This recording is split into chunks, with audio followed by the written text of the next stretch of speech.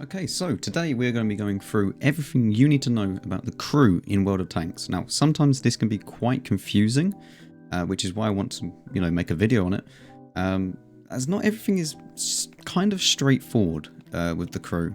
I see a lot of people make mistakes about what skills to take first and whatnot, especially on the different types of tanks, such as heavy tanks are going to have different skills that you want to pick first to, say, a light tank or medium tank or whatever. So yeah, we're going to get into all of that. And yeah, let's just get started, shall we? Okay, so the first thing that you need to know is that the majority of the time, there is not just going to be one class in the tech tree. So you are going to have to be changing your crew and your skills. However, you don't really start gaining any skills because of just how fast you'll be progressing through the tech tree until like maybe tier 4 or tier 5. That's when you'll start getting your first skills, I'd imagine. So as you can see, it's light tank, light tank, light tank, medium tank, heavy tank. This is what I mean by the class is going to be changing throughout the tech tree. Unless you are playing, for example, the light tank line or whatever. Because the light tank line is never really going to change. I don't think in any tech tree there is a line that the light tanks suddenly go into a medium tank or a heavy tank and then come back to a light tank. I think it's always a light tank. As you can see here, light tank. As you can see here, light tank, all the way across the board. So if you're playing a light tank line, it's the best for crew because you don't have to worry about retraining stuff or anything like that. You can just worry about actually moving your crew around, upgrading your tank. The next thing that you need to know is that when you are going to be going and progressing through the tech tree, do you want to keep the tank? Because if you do, then what I'd recommend you do is that you move the crew up and then you put a new crew back in the tank that you just played. Because you want your best crew in the tank that is a better tank. Unless you really, really love a certain tank. But even then, I would just suggest you train up a new crew in that tank. Because if you love playing it, then it's not going to be too bad to just, grind up a crew in it. Especially if you can buy a new crew for the 80% mark. So that's 20,000 credits a crew member. For this example, let's say that I just played the T20 and I'm moving up to the KV1. Now, to do this, I'm going to be moving my Object 268v4 crew and changing them into a KV1 crew. Let's just say that this crew went into the T28. This is just hypothetical. I know this isn't actually the T28, but this is what I would do. So right now, we've just completed the T28 grind. We're now going to move up to the KV1. So straight away, we're going to purchase it without a crew. Do not buy a crew when you buy a new tank. As I said, unless you really want to keep your last crew in the last tank, do not buy a crew when you're upgrading. Just buy the tank without a crew, purchase. Once you've done that, you go and find it in your garage, and then you'll go to your last played tank, T28. You send them to the barracks. You go to the KV1, go here, Object 268v4 or T28. Yep. Put them all in. Okay, so now once they're all in, as you can see, there is an odd one out. Here's the radio operator. He's just going to be part of the T28 crew, okay? Straight away, retrain up here for whatever amount you need. Now, this, depends on your account. You could retrain them for 50% if you really don't want to spend the credits. However, it's 100k. You're never really going to spend more than 100k. Unless, for example, they have 2 loaders or whatever.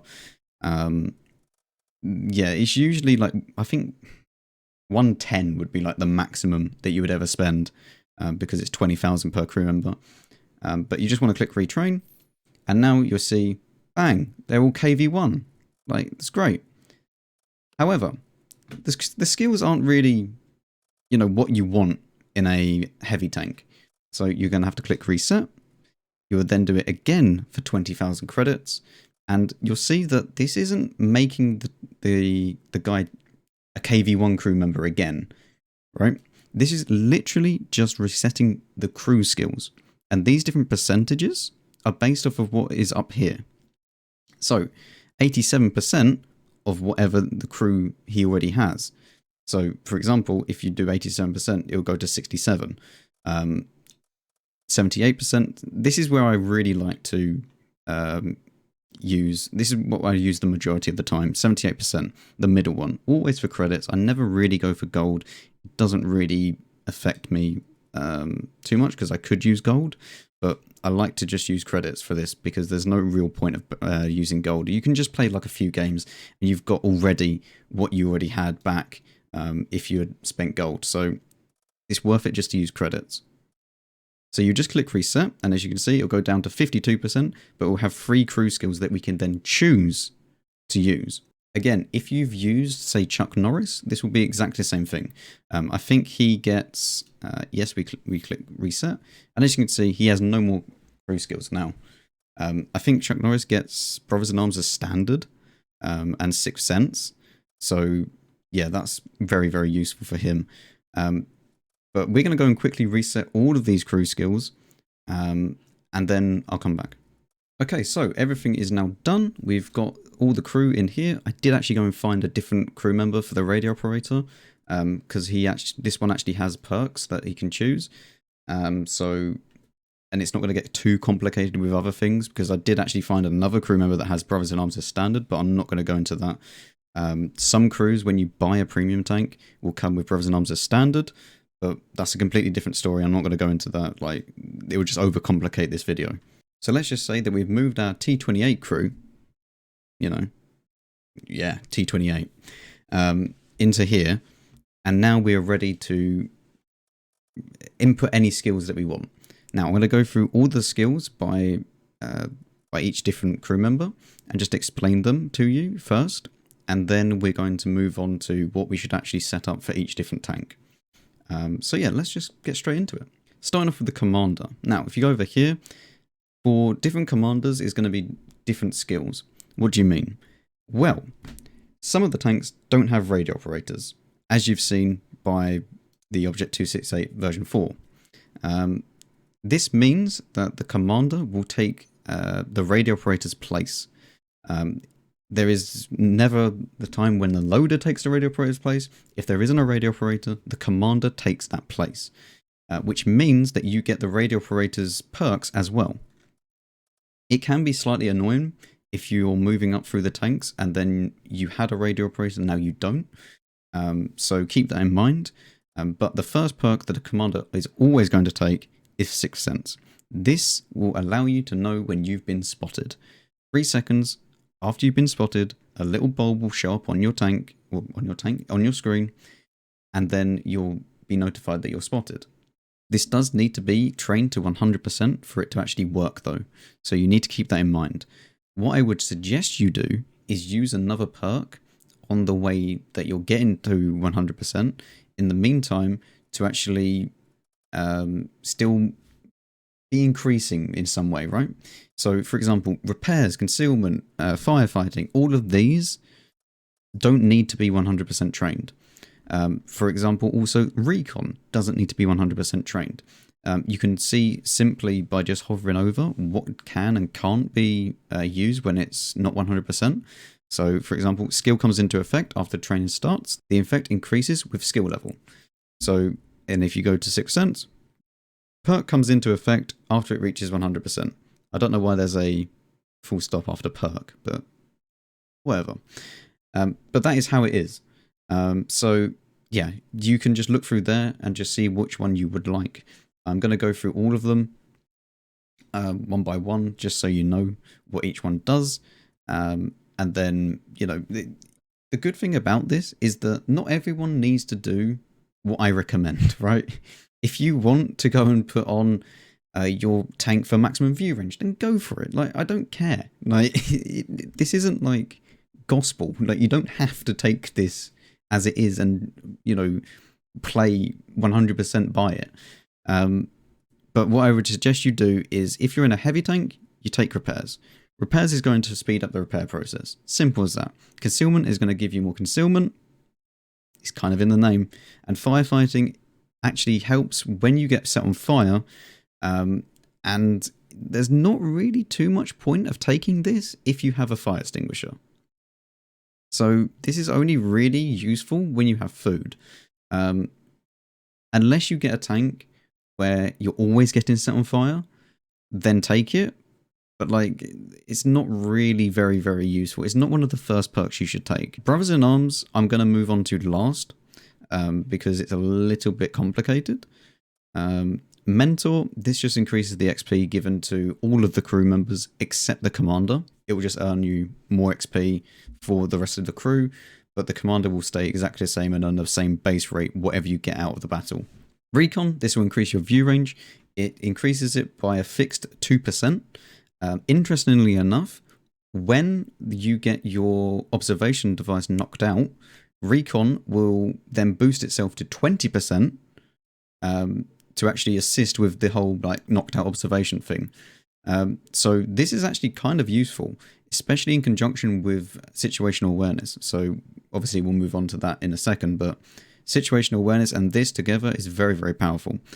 Jack of all trades, as soon as someone gets knocked out, your commander will be able to replace them. Obviously, if your commander gets knocked out, he's not going to be able to replace himself. So just keep that in mind.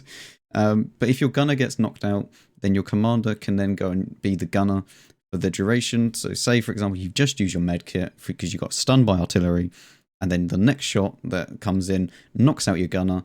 Your commander can then use Jack of all trades to replace the your gunner, and it's not going to be 100% the same, but it's going to be a lot better than if you had no gunner at all. Eagle Eye, you'll be able to see critically damaged modules and crew members in your view range. Now, this has to be in your view range. You can't just be like, oh, look, that tank's 500 meters away. Let's just see what he's got knocked out. It doesn't really work like that. You're going to need to be within the 445 view range or whatever your view range is. Remember, it's you can go and see another video that I made about concealment spotting range about that. But yeah, Eagle Eye it's honestly just kind of a gimmick. Like, there's no real point of taking this. Because it comes into effect after it reaches 100%, so you've got to retrain everything to 100% for it to be effective, and it just shows critically damaged stuff. Like, there's not really too much point. Like, you might as well just choose other stuff. This is one of the last perks that I usually choose. And then 6th Sense, obviously I've spoken about it. Moving on to the gunner. Now, I should have mentioned this earlier, but every single crew member has these 4 common perks that everyone can use, and they all combine at the same time. It's not like one can only be used at a time. These 3 work really well together, and Brothers in Arms, you have to have all of the crew having Brothers in Arms and trained to 100% for it to work. It doesn't work any other way. You need every single one of the crew to have Brothers in Arms 100% trained, and then it will apply a 5% flat out bonus to the crew overall. So instead of 100% crew skills, it would then go to 105%. And it also works with vents. So you then choose ventilation, which is another 5%. And then once you have ventilation, you can then put food on top of that for 120% overall.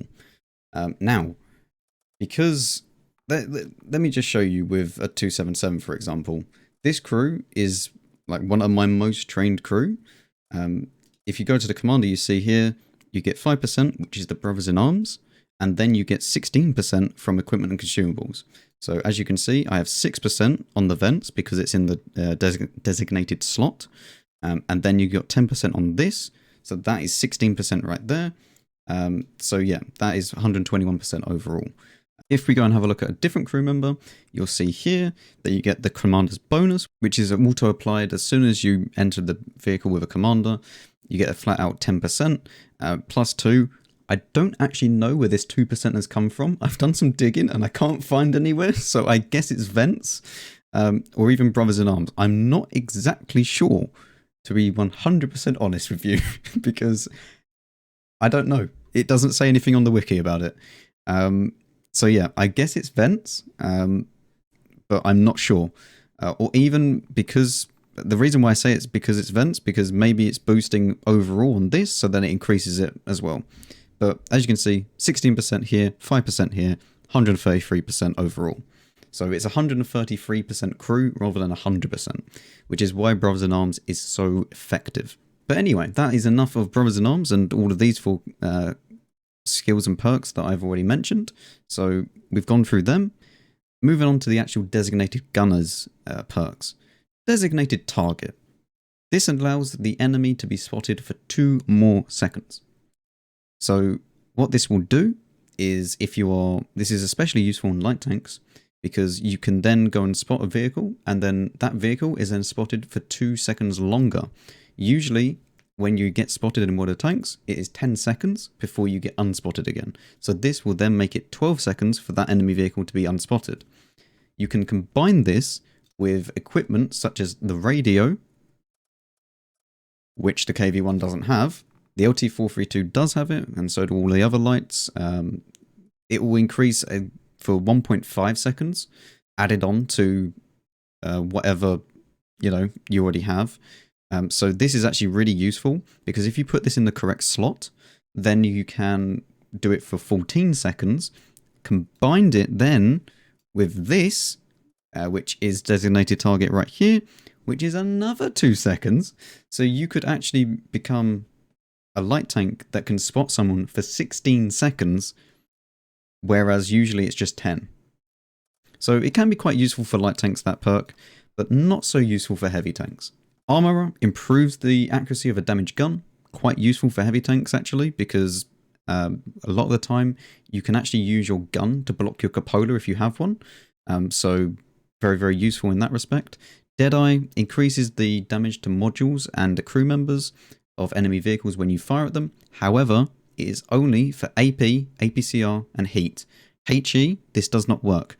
So you can't just go and slap this on your KV-2 and then instantly just fire HE at someone and then they get an increased module damage or whatever. It doesn't work like that.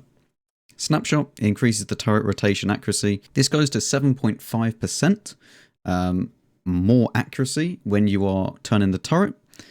Remember, this isn't as good as VSTAB because this doesn't affect when you're on the move. This is only simply when you turn the turret from left to right or whatever. So keep that in mind. This combined with Smooth Ride though is very nice, especially for a tank that doesn't have good accuracy or dispersion values. So that is the gunner's perks all sorted out. Moving on to the driver. Yes, same 4 perks as always. Controlled impact, you do less damage when you actually ram something, and it will actually increase your damage done to the enemy vehicle when you ram something. So any type of ramming, the damage that you take will be lessened, and the damage that the enemy takes will be increased. So actually quite useful for something like a KV-5, for example. Off-road driving, this improves the off-road driving capabilities of the tank. If you're going through swamps and stuff like that, especially on Lakeville, when you can go to the hill, you got to go through the valley on the right hand side. This will increase your mobility when you're traversing through there, or just in general. It's not going to do anything for hard terrain, such as when you're on a road. It's only for when you're on soft to medium terrain. So yeah, it's not really like the best, but it does help out. Smooth Ride, as I've said, exactly the same thing as the Snapshot, but it does it for when you're on the move. However, this is only 4% bonus, not 7.5% like on Snapshot. So this will increase when it's 100%, of course. It does come into effect straight away, the exact same as Snapshot, but you are going to need to train them to 100%. So just keep that in mind when you are training these up. You are going to get a percentage bonus, and each percent is going to be obviously 0.04 if it's Smooth Ride, or 0.075 for Snapshot, because that's obviously 100% is going to be that 7.5 and 4. But that is, these two combined are pretty decent. Preventative Maintenance, this is going to stop you from getting engine fires as much. It will do nothing to help your fuel tanks though. This only reduces the engine fires. It does not reduce fuel tank fires. So if you are always getting set on fire by your fuel tanks, this is going to do nothing. If you're going to get set on fire by your fuel tanks, I would suggest you just use an automatic fire extinguisher rather than using food, because it's going to help you out a lot more than this would, because this is going to do nothing for you. Clutch braking, this is actually quite a nice one. This increases the traverse speed of the tank, and it comes into effect straight away. This will increase it by 5% when it's 100% trained. So yeah, this is actually just quite nice, especially for tanks that could actually use the boost, such as the Tortoise or tanks like that. So actually quite useful for heavy tanks as well. Okay, moving on to the radio operator. This is obviously, all of these perks will change if there's no radio operator, because all of these will go into the commander. The exact same thing can be said for when you're in an autoloader and the loader gets removed, because then the gunner will inherit all the loader's skills. So keep that in mind. Radio operator would move to the commander if there is no radio operator, and the loader would then move into the gunner if there's no loader. So yeah, there's that. Situational awareness, the first skill. This is going to increase your view range by 3%. So whatever your view range is, once it reaches 100%, it'll be 3%. Obviously, 0.03 for each percent that it goes up. Yeah, this in conjunction with Recon, very, very useful, especially when you have Recon, Brothers in Arms, Situational Awareness, and Optics on your light tank. It's beautiful. Calls for Vengeance, the most useless perk in existence. It enables the radio operator who survived the destruction, somehow, to report enemy positions for another 2 seconds. It's really not useful. Like, there's no real point of having this. Honestly, like, you might as well just not have it at all. The same it goes for signal boosting. Most of the time, you have more than enough signal range on your radio to report enemy positions to other players. So again, you don't need this. So, you know, these three are kind of just gimmicks in the game, I guess. And the exact same is said for this. This will boost your teammates' radio range. Like, it's just, there's no real point of these in the game, and I hope they remove them when Crew 2.0 comes in. I mean, okay, you can leave that in, I guess. It's kind of fun, but these two, it doesn't need to be in the game. Like, the radios in this game have more than enough signal range for you to actually just use them normally and without these perks. And finally, the loader. Intuition. When it's 100% trained, you get a 17% chance that when you select a different shell type, it will instantly change to that shell type. So let's say, for example, you're reloading a AP round and a mouse comes around the corner and you want to choose heat. You can quickly double tap 2, choose the heat round or APCR, whatever you have on your tank as premium rounds, and it's a 17% chance that it will not interrupt the reload and just continue from where you were. Also, when you're 100% loaded, it could also trigger itself. So it's kind of useful, but at the same time, not as good as you would think. It's nice to have, but as a later and end game kind of perk. Adrenaline Rush. When this is activated, you need to be below 10% of your hit points, and it will decrease the reload time by 9.1%. It does need to be in 100% trained, so you need to 100% train this if you want it to work. But it's really nice to have, actually, especially if you're in a high DPM tank. Getting that extra 9.1% is really nice. Like on a 140, for example, like your reload time could go down to like 4 seconds or something. It's ridiculous. It's really, really nice to have, especially when you are, you know, below 10%. You're already kind of on death's door, and you can then just get a little bit more DPM over your tank. Safe stowage. This will increase your ammo durability by 12.5%. It's not cumulative, so say if you have, for example, you have 2 loaders in your tank, you can't just choose safe stowage on both of them and it becomes 25%. It doesn't work like that. It's only 12.5% and only one of them can be trained in it. You can, I mean, I say only one of them can be trained. You can have your second command or second loader train it, but it's not going to do anything. It'll just be red. It'll be grayed out or red, like a red ring around it or something like that, and you won't be able to use it. So there's no point of you training this twice. It does nothing. This can be improved with stuff like the improved configuration that heavy tanks can use and other tanks can use.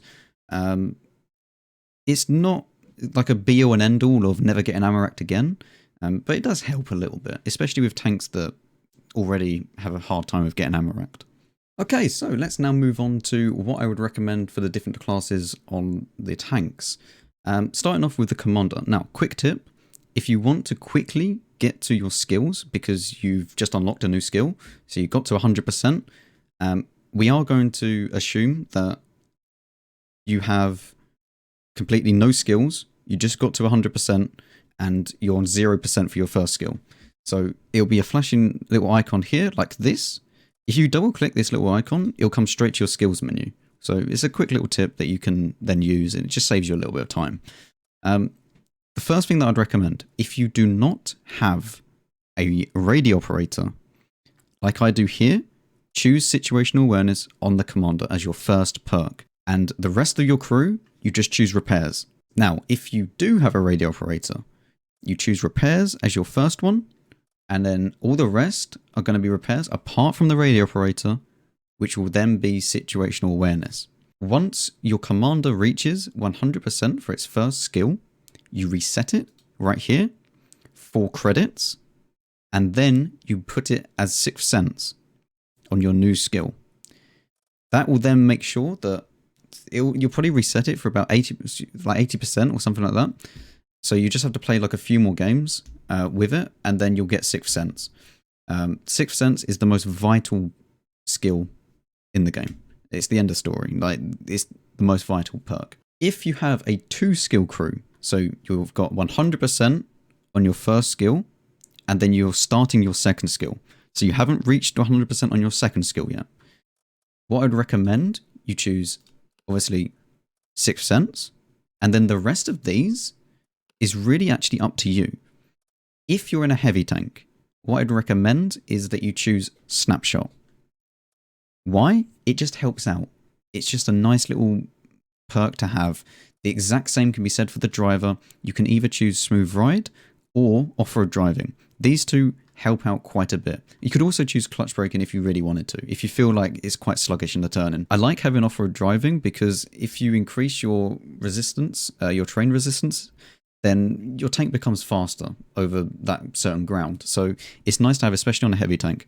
But these ones all happen with an increase to the skill. So for the first skill, you choose one of these two, and then the next one that you're still training, you choose repairs. Radio operator, the exact same thing. You've trained Situational Awareness to the maximum, and now it's time that you choose repairs for your next skill. And loader, if you've got 100% repairs on your loader, quickly reset it, and then choose Safe Stowage. Safe Stowage. For the loader, the first perk that I would recommend you have is Safe Stowage, because this 100% trained is going to help you out a lot with ammo racks and stuff like that. And then choose repairs. So repairs is what you want to be always using to be the one that is kind of increasing over time, if that makes sense. So yeah, that is what I would recommend you do for your 2-skill perk crew. Now, for 3-skill perk crew, this is going to be slightly different. The first skill is going to be Brothers in Arms on everyone. So your third, if you've got 2, so you've got 100% skill, 100% skill, and then you're training your third perk, which is a 3-skill crew. Brothers in Arms as the first one. Your next one will then become whatever you had on your first skill, and then your third one will become the repairs or whatever it was that was your third one. The 3-skill crew is literally just shifting everything right. So the first skill will become Brothers in Arms, and then it's whatever you had for your 2-skill crew. 4th skill, and it starts to get a little bit just whatever you want kind of thing. Like, 4-skill crew is kind of up to you. I've gone through every single perk in the game, you can make your mind up with what you want. As I said, it's going to be a little bit different depending on the tank, because some of them don't have radio operators or loaders or stuff like that, so it is going to be a little bit different. But you can make your mind up with how you want to progress. So that is what I'd choose for heavy tanks. Probably at 4 skills, I would maybe choose 100% repairs, just because repairs is really, really useful in heavy tanks. A lot of people will say that it's more useful than like the snapshot and stuff like that. It's up to you. As I said, don't treat this as gospel. If you want repairs on your heavy tank, go and choose repairs instead of snapshot. It's just how I like to play it. Usually I'm playing with a large repair kit if it's higher tier. So I get 10% repair speed anyway. But it's up to you how you want to play the game. It is you playing the game after all. Now for medium tanks, it's going to be roughly the same. You can basically just do exactly the same, but you don't have to have repairs. If you're in something like a Leo 1, I would actually recommend you go concealment over repairs as your skill that you're constantly training. And the others don't really matter too much. For example, if you have a 4-skill crew, you can then go Recon the Commander or whatever. But the first 2 skills are the ones that are really important in the game. So yeah, medium tanks is much the same as heavy tanks, but I would just, depending on which tank you, for example, like the Object 430U is going to be different to a Leo 1. Just how it is. I wouldn't choose concealment on a 430U, for example. I'd choose repairs. It just depends on what the medium tank's role is in the game. So yeah, that's how I'd recommend it. Now for tank destroyers, concealment again as your perk of choice for progressing, but it's going to be slightly different on the gunner. But it's going to be slightly different on the gunner. Now the gunner, depending on if you have a turret or not, is going to be deciding whether or not you use snapshot. Yes, it will increase the decrease the dispersion when you are turning the turret or turning the gun. It's not really worth it on a turretless TD. You might as well at this point just take like repairs or something, or even armorer, something like that. Like just something that helps out other than this, because this doesn't really help out too much. So yeah, I'd recommend concealment again, like the medium tanks, but it's up to you whether or not you choose armorer, or you can choose it if you want to snapshot, but I don't really see the point of it. Also, if you are in a turretless TD, definitely clutch braking as the your first perk. It really does help out a lot. Now for light tanks are a little bit different, and light tanks are the ones that are really going to be kind of different in this category. So for light tanks, you want to get situational awareness and recon. They're the 2 that you really, really, really want to have. There is not really too much point of going for repairs.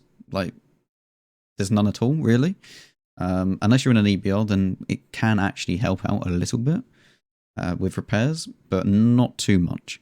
One thing that you do want to have, if you can, is designated target. As I've already said, it increases the time that you spot someone for by 2 seconds. So that is incredibly useful for light tanks. And besides that, concealment, get a full concealment crew on your tank as soon as you can. It will help you out greatly. If you have a 3 skill crew, so obviously 2 trained to 100%, and then the third one is progressing, go Brothers in Arms, 6th Sense on the Commander, Concealment where you can, and Situational Awareness. On the next one, you want to be grinding Recon on the Commander, and then obviously Concealment on the radio operator. If you get really unlucky and you don't have a radio operator, then you're just going to have to be grinding Situational Awareness for your 3rd skill, because I feel that Brothers in Arms is very, very useful. If you think about it, it's going to provide a flat 5% to everything, which is going to be more than the situational awareness of 4%. So Brothers in Arms is vital to a light tank and any tank really in the game. So hopefully I have explained the crew to you and how it all works and the skills, and you have a better understanding of what makes sense in this game and how you should set up your tank. Or if you don't want to listen to me, at least you might have gained some knowledge about the perks and how you want to set up your tank in this game. If you did enjoy, then feel free to follow me on Twitch. You can find everything in the description. Come join the Discord if you have any questions about this video or just in general in World of Tanks. Everything is always in the description, links down below. And yeah, if you did enjoy this video, leave a like, subscribe, helps me out greatly. And I'll see you all in the next one.